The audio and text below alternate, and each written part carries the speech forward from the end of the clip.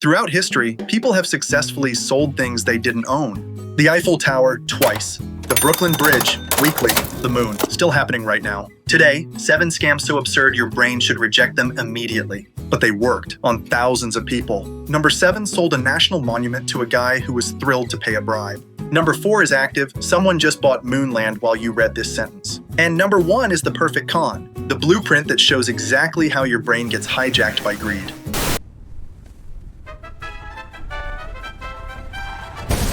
Until you're holding an empty box, wondering where your money went. Scam number 7, the man who sold the Eiffel Tower twice. Victor Lustig, Paris, 1925. Lustig read that Paris was considering dismantling the Eiffel Tower due to maintenance costs. Most people would think interesting news. Lustig thought business opportunity. He printed fake government letterhead, rented a limousine, and invited 6 scrap metal dealers to a confidential state procurement meeting at one of Paris's fanciest hotels. Gave them a tour of the tower, showed blueprints, made everything feel bureaucratic and boring, which made it feel legitimate.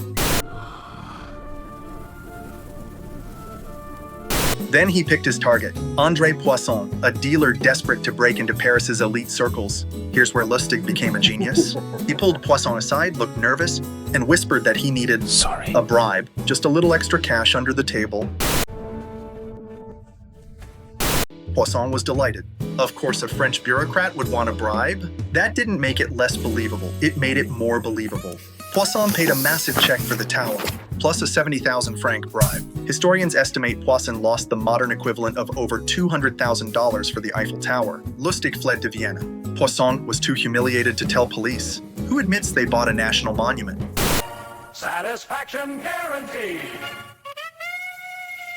So, 1 month later, Lustig came back and tried to sell the tower again. This time the buyer got suspicious. Lustig fled to America, where he later scammed Al Capone himself. But that's another story. Actually, let's tell that story now. It's too good to skip. Lustig approached Capone with a stock deal and asked for $50,000 to invest. Capone agreed, but made it very clear what would happen if Lustig tried anything funny. So Lustig did something brilliant. Nothing. They are neck and neck. But wait, here comes the lazy genius. He kept the money in a safe deposit box for 2 months, then returned to Capone looking defeated. The deal fell through. He said, "Here's your $50,000 back, every dollar." Capone was so impressed by Lustig's apparent honesty that he handed him $5,000 as a reward for being trustworthy. Lustig walked away with $5,000 of Al Capone's money and his life, which, when your mark is Al Capone, counts as the real profit. Number 6 is less charming. It vaporized $65 billion and became the template for every financial fraud that followed. Scam number 6, Bernie Madoff, the $65 billion lie. Bernard Madoff, Wall Street, 1990s to 2008. Bernie Madoff ran the largest Ponzi scheme in human history, $64.8 billion, with a B that stands for, how did nobody notice this for 20 years? Madoff promised 10 to 12% returns annually every year, like clockwork, which should have been the first red flag. The stock market isn't clockwork. It's a drunk guy on a unicycle. Some years up 30%, some years down 20%. Madoff's returns were suspiciously sober. A financial analyst named Harry Markopoulos figured it out in 1999. He told the SEC, the agency whose entire job is catching this, that Madoff's numbers were mathematically impossible. His exact words, "It's like a baseball player batting .966 for an entire season." The SEC investigated Madoff 5 times, found nothing.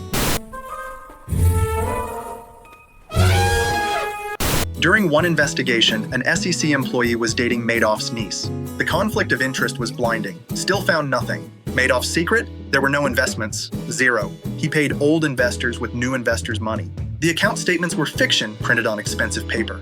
It collapsed in 2008 when investors wanted $7 billion back. Madoff had $300 million. He confessed to his sons, "It's all just one big lie." They turned him in the next day. The shame and trauma destroyed both sons within years. The most disturbing part, some investors never actually made money. They just had impressive numbers on paper. They spent decades bragging about wealth that never existed. Here I go, I'm diving in. Number 5 is more charming. Less destroy the global economy, more convince immigrants they own American landmarks. Scam number 5, the man who sold the Brooklyn Bridge, weekly. George C. Parker, New York, 1880s to 1928. George Parker sold the Brooklyn Bridge multiple times to multiple people.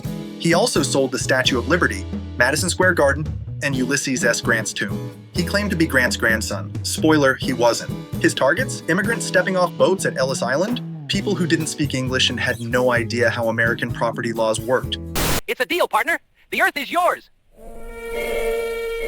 Parker would dress impeccably, present forged deeds with official-looking stamps, and explain how they could make a fortune installing toll booths on their bridge. The NYPD had to physically remove people trying to set up toll stations on the Brooklyn Bridge. It happened so often that Ellis Island officials reportedly had to warn new arrivals directly. You cannot purchase public buildings or monuments. Parker claimed he sold the bridge twice a week for years. Prices ranged from $50,000 to $50,000 depending on how wealthy the victim looked. He was arrested 3 times, escaped jail once by walking out in a stolen sheriff's hat and coat. His 4th arrest was for a $150 bad check, minor crime. But under New York's 3 strikes law, a 4th conviction meant automatic life. He died in Sing Sing prison in 1937. His legacy, the phrase, "If you believe that, I have a bridge to sell you." Number 4 is it's not historical, it's happening right now. Someone, somewhere is purchasing property they will never visit, never see, and legally never own. Scam number 4, the man who sells the moon and is still doing it. Dennis Hope, Nevada, 1980 to present. In 1980, Dennis Hope was unemployed and desperate. So he read the Outer Space Treaty of 1967 very carefully. The treaty says governments can't claim celestial bodies like the moon. Hope noticed something. It says governments can. It says nothing about individuals. Mine. All mine. I accept cash or credit. So he sent a letter to the United Nations declaring personal ownership of the Moon, Mars, Venus, Mercury, and most of the solar system. The UN never responded. Hope interpreted silence as legal consent. He founded the Lunar Embassy Corporation and started selling 1-acre moon parcels for $24.99 each. He sold land to over 6 million customers, more than $12 million in revenue, from property that exists in no legal framework on Earth. His claimed customers include 3 former US presidents, Tom Cruise, Nicole Kidman, and 1,800 corporations, including Hilton and Marriott. Houston, we have a reservation. Is it legal? Absolutely not. Legal experts agree the Outer Space Treaty applies to citizens too. Germany tried to sue him, failed. China banned Lunar Embassy outright for profiteering and lunacy. Hope's response? He claims diplomatic relations with 30 Earth governments. He hasn't. How does he decide which plot you get? He closes his eyes and points randomly at a lunar map. Scientific.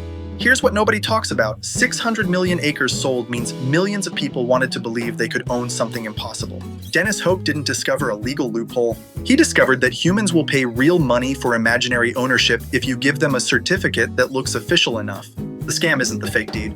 The scam is how badly we want to own things, even things we can never touch. Bidding for this premium piece of galaxy. Who gives me 1 billion, 2 billion, sold? Number 3 is patient zero. The scam's so successful they named an entire category of fraud after the guy who invented it. Scam number 3, Charles Ponzi, the original. Charles Ponzi, Boston, 1920. Before Madoff, before crypto rug pulls, before every invest now, retire rich scheme in your inbox, there was Charles Ponzi. In 1920, Ponzi promised 50% returns in 45 days or 100% in 90 days. His explanation? International postal reply coupons. Buy them cheap in Europe, redeem them for profit in America. Basic arbitrage. Boring enough to sound legitimate, except he wasn't buying coupons. He was barely buying anything. At his peak, Ponzi collected $250,000 per day, about $3.5 million today. He made $20 million from 40,000 victims in less than a year.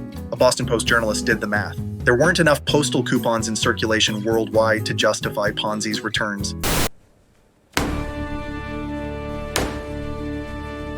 Mathematically, physically impossible. The article published, bank run, everyone wanted out. Here's the disturbing part. Even after arrest, some victims defended him. They believed so intensely they thought he was being framed by jealous competitors. Ponzi was deported to Italy, where he tried to scam Mussolini's government. Turns out fascist dictators don't appreciate con artists. Julius, this chariot is a steel. It's seen a few battles, but it's sturdy. He died in Brazil in 1949, broke, blind in one eye, but his name achieved immortality. Every time someone says Ponzi scheme, they're talking about him. His legacy is being the dictionary definition of fraud. Number 2 is terrifying because it wasn't just about money. People made medical decisions, surgeries, medications, life plans based on test results that were complete fiction. Scam number 2, Elizabeth Holmes, the blood lie. Elizabeth Holmes, Silicon Valley, 2003 to 2018. Elizabeth Holmes dropped out of Stanford at 19 to start Theranos. The promise? A machine that runs 200 medical tests from a single drop of blood. No needles, no vials, just a finger prick. Investors were hypnotized. Theranos reached $9 billion valuation. Holmes became the youngest self-made female billionaire. On paper, magazine covers, TED Talks, black turtlenecks like Steve Jobs. This isn't just a sweater, Gary. This means I'm a CEO. Respect the turtleneck. An unnaturally deep voice she invented to sound authoritative. Give me the money. One problem, the technology didn't work at all. The machines couldn't perform what she claimed. So Theranos secretly used traditional blood testing equipment, and even those produced wildly inaccurate results because they were using them wrong.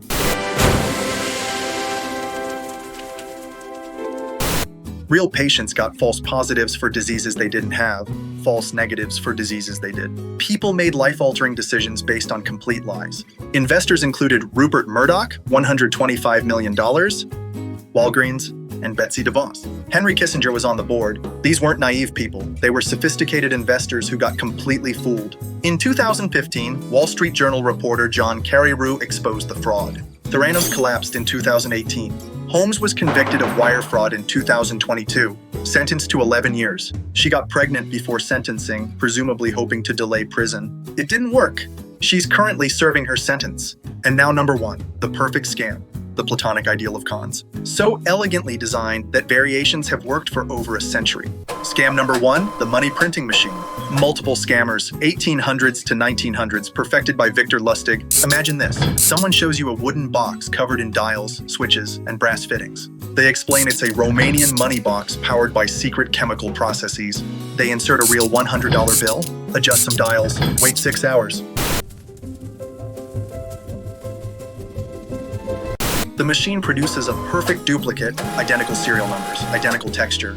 They demonstrate again. Another 6 hours, another flawless copy. You're watching with your own eyes, not a magic trick. You're staring at the box the entire time. They offer to sell it for $30,000. Do you buy it? Hundreds of intelligent people did. Here's the trick. The box contained 2 to 3 real bills hidden in a secret compartment. When the con artist inserted a bill, the machine produced one of the preloaded bills after the delay. The 6-hour wait was genius. It made the process seem legitimate, not instant magic, slow chemistry, plausible science.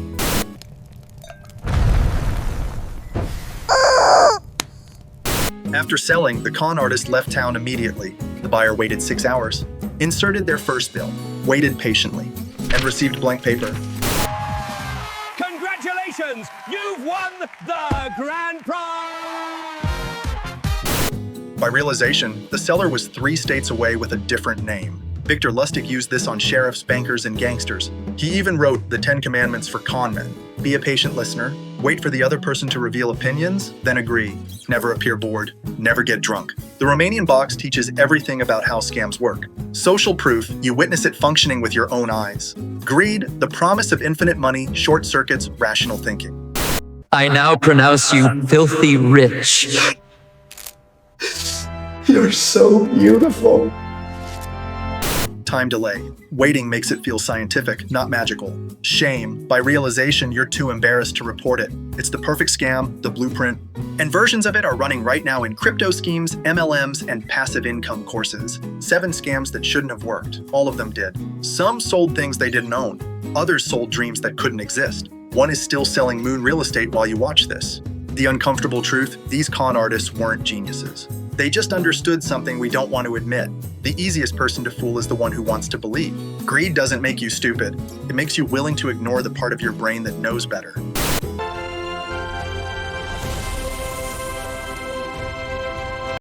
Every victim thought they were the exception. They weren't, and neither are we.